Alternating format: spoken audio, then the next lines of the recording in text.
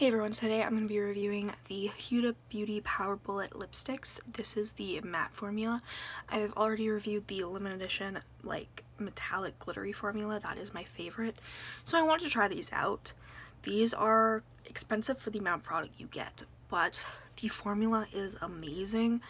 This is the mattest tube lipstick I have ever tried before.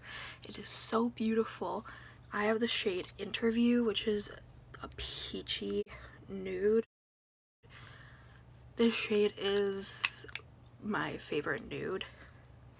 It's just so pretty. The packaging is a matte and magnetic.